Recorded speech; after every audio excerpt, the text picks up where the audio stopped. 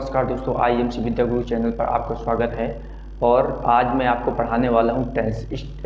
आज की वीडियो में आप टेंस पढ़ने वाले हैं और आज केवल टेंस का आप इंट्रोडक्शन पढ़ेंगे, टेंस के बारे में जानेंगे, टेंस होता क्या है ना, टेंस को कितने भागों में डिवाइड किया गया है और टेंस के कितने टाइप होते हैं, टेंस के कितने सब टाइप्स होंगे। सबसे इम्पॉर्टेंट बात, अधिकतम स्टूडेंट्स की एक प्रॉब्लम रहती है कि वो ट्रांसलेशन में सब्जेक्ट, मेन वर्ब, ऑब्जेक्ट और अदर वर्ड का उन्हें कैसे ज्ञात करें ये पता नहीं होता है, ठीक ना। इसके लिए कोई ट्रिक नहीं पता होती है और समझ में नहीं आता कि कौन सा सब्जेक्ट होगा, कौन सा मेन वर्ब होगा, कौन सा ऑब्जेक्ट होगा। तो आज इस वीडियो में सबसे इम्पॉर्टेंट टॉपिक हमारा यही रहेगा। आज हम इस वीडियो में टेंस पढ़ेंगे, टेंस के टाइप पढ़ेंगे, उसके सब टाइप्स पढ़ेंगे, सेंटेंस के बारे में जानेंगे और इसके साथ में हम सब्जेक्ट, मेन वर्ब और ऑब्जेक्ट, वेरी इंपॉर्टेंट टॉपिक पढ़ने वाले हैं। चलिए तो स्टार्ट करते हैं इस वीडियो को। तो सबसे पहले हम जाने कि टेंस होते कितने प्रकार के, टेंस किसे कहते हैं, ठीक है ना। तो टेंस जो होता है TENS, टेंस, टेंस मीन्स काल होता है, हिंदी में से काल बोलते हैं और काल का मतलब किससे होता है, समय से होता है, मतलब पीरियड से होता है। तो जो टाइम है ना, तो टाइम को 3 भागों में डिवाइड किया गया है। कौन कौन से भागों में डिवाइड करेंगे? टेंस को 3 टाइप्स में डिवाइड किया गया है। 3 टाइप्स कौन कौन से होंगे? पहला टाइप्स होगा हमारा कौन सा? प्रेजेंट टेंस, ठीक है। इसे हिंदी में हम कहते हैं वर्तमान काल, ठीक। इसी प्रकार से दूसरा इसका टेंस होता है, उसे बोलते हैं हम पास्ट टेंस, पास्ट टेंस, जिसे बोलते हैं हिंदी में भूत काल, ठीक है ना। थर्ड जो टाइप होता है इसका, उसे बोलते हैं हम फ्यूचर टेंस, फ्यूचर टेंस, और इसे बोलते हैं भविष्य काल, ठीक है। तो अब प्रेजेंट टेंस क्या होता है, तो प्रेजेंट टेंस के बारे में जान लेते हैं। प्रेजेंट टेंस वह समय होता है, वह पीरियड होता है जो चल रहा होता है, मतलब जो अभी चल रहा है, जो ये प्रेजेंट टाइम में मतलब वर्तमान कहलाता है, ठीक ना। जो हमारे जो चल रहा पीरियड होता है उसे क्या कहते हैं? प्रेजेंट टेंस कहते हैं। पास्ट टेंस जो होता है, जो पीरियड जो बीत जाता है, जो समय बीत जाता है उसे पास्ट टेंस के अंतर्गत रखते हैं। और जो समय आने वाला होता है, मतलब भविष्य की बात होती है, ठीक ना, उसे फ्यूचर टेंस कहते हैं। अब इसको यदि समझना है आपको, तो इसकी आईडी मोस्टली एकदम साधारण सी ट्रिक है कि समझना कौन सा प्रेजेंट होगा, कौन सा पास्ट होगा, कौन सा फ्यूचर होगा। तो इसकी आईडी के लिए एक ट्रिक है कि जिस वाक्य के अंत में है, हो, हूँ दिख जाए, आप तुरंत उसे क्या बोल सकते हैं कि वो कौन से टेंस का होगा? वो प्रेजेंट टेंस का होगा। और जिस वाक्य के अंत में था, थी और थे दिख जाए, वो कौन से टेंस के अंतर्गत होगा? वो पास्ट टेंस के अंतर्गत होगा। इसी प्रकार से जिस टेंस के अंतर्गत गा, गी, गे लगा हो, वह कौन सा हो जाएगा? फ्यूचर टेंस हो जाएगा। अब अभी हमने क्या पढ़ा कि टेंस पढ़ा और टेंस के साथ टेंस के 3 टाइप्स पढ़े, ठीक है ना। अब इसके भी 4 सब टाइप्स होते हैं। इसके क्या होते हैं? 4 सब टाइप्स होते हैं। तो 4 सब टाइप्स कौन कौन से होंगे? प्रत्येक टेंस के 4 सब टाइप्स होते हैं। पहले बोलते हैं जैसे सिंपल या इंडेफिनिट टेंस, ये फर्स्ट टाइप है, ठीक है ना, सब टाइप से इसका। सेकंड जो होता है उसे बोलते हैं हम कॉन्टिन्यूअस टेंस, ठीक है। थर्ड जो होता है उसे बोलते हैं हम परफेक्ट टेंस, परफेक्ट टेंस। और फोर्थ नंबर का जो सब टाइप्स है उसे बोलते हैं perfect continuous tense, perfect continuous tense, ठीक है। तो ये 4 सब टाइप्स हो गए। अब जैसे हमको प्रेजेंट में पढ़ना है, प्रेजेंट का पहला कौन सा होगा टेंस जो पढ़ेंगे? प्रेजेंट इन्फिनिट या simple tense, present continuous, present perfect tense, present perfect continuous tense. तो प्रेजेंट पर कितने टेंस हो गए? 4 टेंस हो गए, ठीक ना। पास्ट में इसी प्रकार से होगा, तो पास्ट इंडेफिनिट या simple tense, past continuous tense, past perfect tense और पास्ट परफेक्ट कॉन्टिन्यूअस टेंस। इस पर भी 4 टाइप हो गए, मतलब 4 टेंस इस पर भी पढ़ना है। इसी प्रकार से फ्यूचर में देखें तो फ्यूचर टेंस, फ्यूचर सिंपल या infinite tense, future continuous, future perfect tense और फ्यूचर परफेक्ट कॉन्टिन्यूअस, 4 इस पर सब टाइप हो गए, ठीक है ना। तो ये 4 टाइप्स के टेंस प्रेजेंट पर पढ़ेंगे, 4 टाइप्स के पास्ट पर, 4 टाइप्स के फ्यूचर पर। टोटल टेंस कितने हो जाते हैं? 12 हो जाते हैं। मतलब टोटल टेंस हम पढ़ने वाले हैं 12 पढ़ने वाले हैं, ठीक है ना। और टेंस में हम पढ़ते क्या है ये भी जान लेते हैं। तो टेंस में हमें बनाना होता है, सबसे पहले हमें अनुवाद करना होता है। अनुवाद मतलब क्या बोलते हैं इसे? ट्रांसलेशन, ठीक है ना। ट्रांसलेट करना होता है, ट्रांसलेट करना होता है। और अनुवाद करेंगे तो क्या होते हैं? इनके वाक्य बनते हैं, मतलब सेंटेंस बनते हैं। तो हम सेंटेंस को भी जान लेते हैं, सेंटेंस कौन कौन से होते हैं। तो हम पढ़ेंगे सेंटेंस के बारे में, SENTENCE, सेंटेंसेस मतलब वाक्य कौन कौन से होते हैं, ठीक है ना। कौन कौन से वाक्य हम पढ़ने वाले हैं। तो टेंस में, हर टेंस में हम 4 प्रकार के वाक्य बनाने वाले हैं, ठीक है ना। जैसे पहला होता है, जिसे बोलते हैं हम अफर्मेटिव सेंटेंस। अफर्मेटिव सेंटेंस, इसे हम बोलते हैं कौन सा वाक्य? एकदम साधारण वाक्य होता है, साधारण या सकारात्मक वाक्य होता है, ठीक है ना। जब टेंस पढ़ेंगे तो उस पर मैं इसे बता दूंगा साधारण वाक्य होता क्या है, ठीक है ना। दूसरा सेंटेंस हम पढ़ने वाले हैं इस पर, कौन सा सेंटेंस? नेगेटिव सेंटेंस, ठीक है ना। इसे बोलते हैं नकारात्मक वाक्य, जिसमें ना ही किसी काम को ना करने की बात की जाए, उसे क्या कहते हैं? Negative sentence. थर्ड टेंस जो पढ़ने वाले हैं उस पर पढ़ने वाले हैं हम interrogative sentence. Interrogative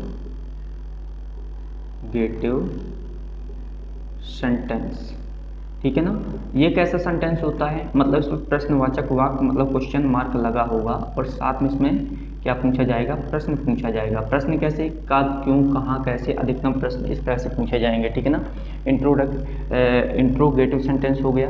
next sentence कौन सा है हमारा? Interrogative and negative sentence. Negative sentence ये कौन सा होता है? प्रश्नवाचक और नकारात्मक, मतलब इसमें प्रश्न पूछा जाएगा, प्रश्नवाचक और नकारात्मक, मतलब नकारात्मक बात भी की जाएगी, मतलब नहीं में भी सेंटेंस होगा।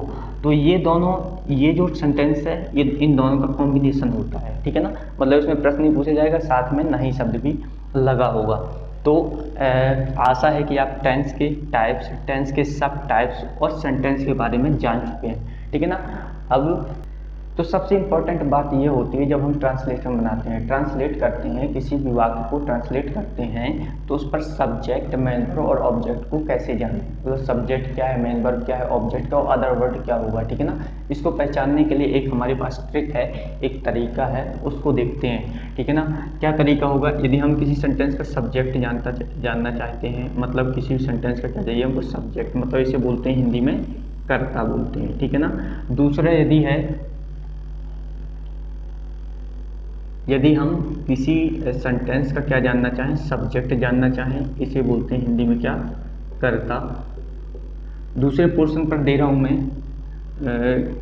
मेन वर्ब, मतलब मेन वर्ब, इसको बोलते हैं मुख्य क्रिया, हिंदी में बोलते हैं मुख्य क्रिया।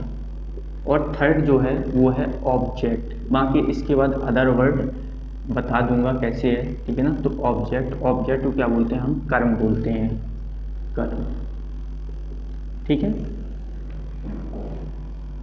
चलिए, तो इस पर देखते हैं सब्जेक्ट क्या होते हैं। मतलब किसी व्यक्ति द्वारा किया गया कार्य, मतलब जो व्यक्ति उस काम को करता है वह कर्ता कहलाता है। मतलब जो किसी काम को करता है वो कर्ता का। जैसे मैं जाता हूँ, जाने का काम कौन कर रहा है? मैं। वह आती है, मोहन खेलता है, रमेश दौड़ता है। तो यहाँ पर मैं, वह, मोहन और रमेश, ये सभी क्या हो जाएंगे? सब्जेक्ट हो जाएंगे। सब्जेक्ट बस इतना बस नहीं होगा, सब्जेक्ट इसके अलावा ये माना जाता है कि दुनिया की हर वस्तु अपने आप में एक क्या होती है? सब्जेक्ट होती है, कर्ता होती है, ठीक है ना। सब्जी बेची जाती है, यहाँ पर सब्जी भी एक प्रकार का सब्जेक्ट ही है, ठीक है ना। तो इसको नॉर्मली हम समझते हैं साधारण तरीके से। क्या होता है कि सब्जेक्ट क्या होता है? सब्जेक्ट में, जैसे आई, मैं सब्जेक्ट, ही, वह किसके लिए प्रयोग होगा? ये पुरुष के लिए प्रयोग होगा, ठीक है ना। ही का प्रयोग, ये भी एक सब्जेक्ट है। सी, वह किसके लिए? स्त्री के लिए, स्त्रीलिंग में, मतलब सी सब्जेक्ट होगा, इट नॉन लिविंग थिंग्स के लिए यह शब्द प्रयोग किया जाता है, इसे भी क्या बोलेंगे, सब्जेक्ट बोलेंगे। इसके अलावा दे means way, you they you means तुम, और वी मीन्स हम, ये सभी क्या होते हैं, सब्जेक्ट होते हैं। इसके अलावा सिंगुलर नाउन हो या प्लूरल नाउन हो, ठीक है ना, सिंगुलर या प्लूरल नाउन भी क्या होते हैं, सब्जेक्ट होते हैं। जैसे सिंगुलर नाउन प्लूरल नाउन की बात करें कि मैं यदि एक इसकी बात करूँ, घोड़े की बात करूँ, मतलब घोड़ा दौड़ता है, तो घोड़ा क्या होता है, एक नाउन होता है। किसी व्यक्ति वस्तु या स्थान के नाम को क्या कहते हैं, संज्ञा कहते हैं, ठीक है ना। कोई थिंग्स हो जाए, कोई पर्सन हो जाए या फिर प्लेस हो जाए, इनको क्या बोलते हैं, हम नाउन बोलते हैं। तो यहाँ पर यदि मैंने बोल के घोड़ा दौड़ता है, तो घोड़ा क्या हो जाएगा, यहाँ पर एक नाउन होगा। अब इसी को मैं इसी तरह से बोल लूँ कि घोड़े दौड़ते हैं, है ना, ये सिंगुलर नाउन हो गया घोड़ा। लेकिन घोड़े क्या हो गया, प्लूरल नाउन है, मतलब बहुत सारे हैं तो बहुवचन हो गए, ठीक है ना। तो इस तरह से ये भी एक प्रकार के सब्जेक्ट ही होंगे, नाउन भी। इसके बाद मेन वर्ब की देखें तो मेन वर्ब के लिए एक ट्रिक होती है कि जो हम क्रियाएं करते हैं, मतलब जो हमारी दैनिक डेली रूटीन में वर्क होते हैं, वो हमारा क्या कहलाता है, मुख्य क्रिया कहलाता है, मेन वर्ब कहलाता है, ठीक है ना। तो सबसे पहले क्रियाओं की बात करें तो आना जाना, पढ़ना, खेलना, दौड़ना, हंसना, बोलना, नाचना, ये सभी क्या होती हैं, क्रियाएं होती हैं। तो इनको लिखने की ज़रूरत नहीं है, बस इसके लिए एक ट्रिक याद रखना है कि कोई भी वाक्य जब लिखा हो, ठीक है ना, तो उसके लास्ट में जाएं, सब्जेक्ट तो हमें नॉर्मली मिल जाएगा सबसे पहले, और अभी बाकी इसके अलावा हम वाक्य देखते हैं कुछ, हमको समझ में आ जाएगा कि कैसे सब्जेक्ट, कैसे मेन वर्ब, कैसे ऑब्जेक्ट निकालेंगे, ठीक है ना। तो इसमें है क्या कि मेन वर्ब जैसे हमको निकालना है, तो हम क्या करेंगे, सीधे वाक्य सेंटेंस के लास्ट में जाएंगे, वाक्य के कहाँ जाएंगे, लास्ट में, अंत में जाएंगे। तो अंत से हमें सब्जेक्ट का हमें टेंस का ज्ञान हो जाता है, इस किस टेंस के किस सब टाइप्स का आईडी है, ठीक है ना, ये पता चल जाता है। फिर उसके बाद हम क्या करेंगे, उससे एक कदम आगे आएंगे, मतलब हमें आईडी पता होने के बाद उससे एक कदम आएंगे तो हमें पता चल जाता है कि पहला जो वर्ड हमें समझ में आए, सेंसिबल वर्ड मिले, पहला सेंसिबल वर्ड मिलता है, सेंसिबल मतलब अर्थपूर्ण शब्द मिले, वह हमारा क्या कहलाया जाएगा, मेन वर्ब कहलाया जाएगा, ठीक है ना। तो मेन वर्ब के लिए एक ट्रिक लिख रहा हूँ यहाँ पर, याद रखिए, ठीक है। तो ट्रिक क्या है, ट्रिक ये है कि वाक्य के अंत से पहला अर्थपूर्ण शब्द क्या कहलाएगा, हमारा मेन वर्ब मिल जाएगा, ठीक है ना। इसी प्रकार से यदि ऑब्जेक्ट की बात करें तो आप यदि मेन वर्ब ढूंढ लेते हैं, लास्ट से पहला अर्थपूर्ण शब्द, तो मेन वर्ब से पहले आप इसको समझ लीजिए कि मेन वर्ब से पहले जो होगा वो क्या हो जाएगा, वो आपका ऑब्जेक्ट मिल जाएगा।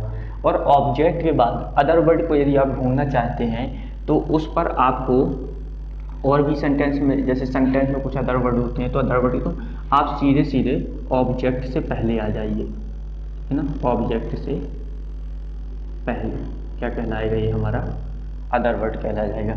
चलिए 1 2 3 वाक्य देखते हैं और समझते हैं कि सब्जेक्ट, मेन वर्ब, ऑब्जेक्ट हम निकालेंगे कैसे।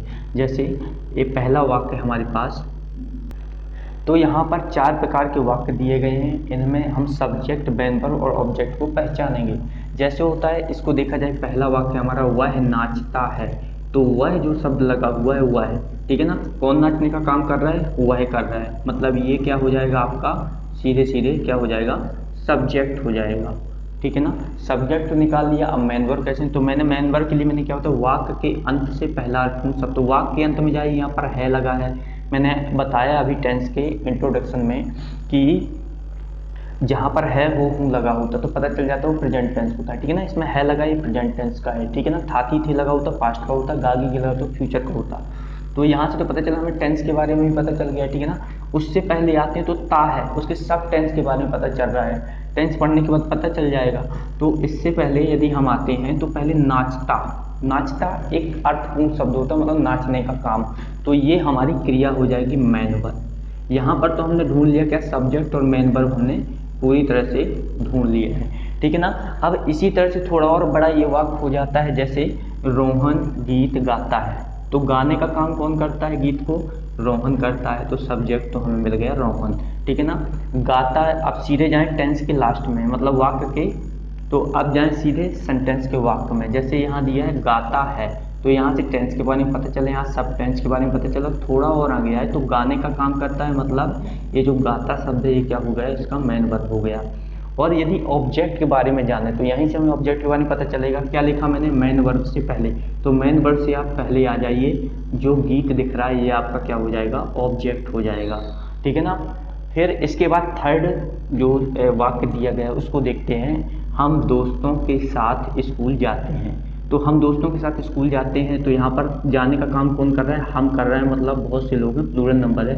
तो हम मतलब हम दोस्तों के साथ कहाँ जाते हैं, स्कूल जाते हैं, तो यहाँ पर ये तो सब्जेक्ट हो गया। मेन वर्ब चाहिए तो सीधे वाक्य के लास्ट में पहुँचिए। है से पता चला टेंस के बारे में, थोड़ा और पता चला सब टेंस के बारे में, और सब टेंस से पहले आते हैं जाने का काम, मतलब जाते मतलब जाने का काम कर रहे हैं, तो इसे क्या बोलेंगे, इसे मेन वर्ब बोलेंगे, ठीक है ना। मेन वर्ब हमें मिल चुका। ऑब्जेक्ट चाहिए तो इससे एक कदम पहले आइए, मेन वर्ब से पहले, मेन वर्ड से पहले हमें ऑब्जेक्ट मिल गया, ठीक है ना। और इससे पहले अब अदर वर्ड की बात होती है तो क्या, दोस्तों के साथ, तो हम इसे प्रीपोजिशन का यूज करके हम इसे जोड़ सकते हैं, या अदर वर्ड हो जाएगा, सबसे लास्ट में जाएगा, ठीक है ना। ठीक तीसरे नंबर जो फोर्थ नंबर का हमारा सेंटेंस है, वाक्य है, उसको देखते हैं। तो इसमें रमेश और राजू, यहाँ पर मैंने रमेश और राजू दो प्रकार के सब्जेक्ट क्यों लिखा, दो सब्जेक्ट क्यों लिखा एक साथ, क्योंकि रमेश और राजू दो हैं और इसे बोलेंगे प्लूरल नंबर बोलेंगे, ठीक है ना।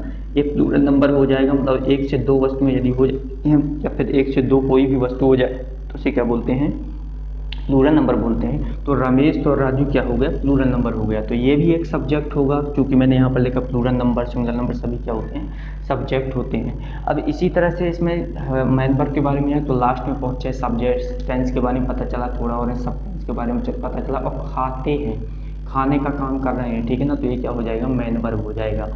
उससे पहले आएंगे तो ये क्या हो जाएगा, हमारा ऑब्जेक्ट हो जाएगा। तो आशा है कि आपको ये बहुत अच्छी तरह से समझ में आ गया होगा।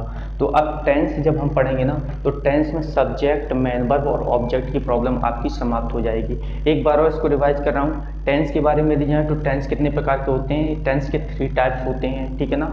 और हर टेंस को 4 सब टाइप्स में डिवाइड किया गया है। कौन कौन से, सिंपल, इंडेफिनिट जिसे बोलते हैं, कॉन्टिन्यूअस, परफेक्ट, कॉन्टिन्यूअस, ठीक है ना।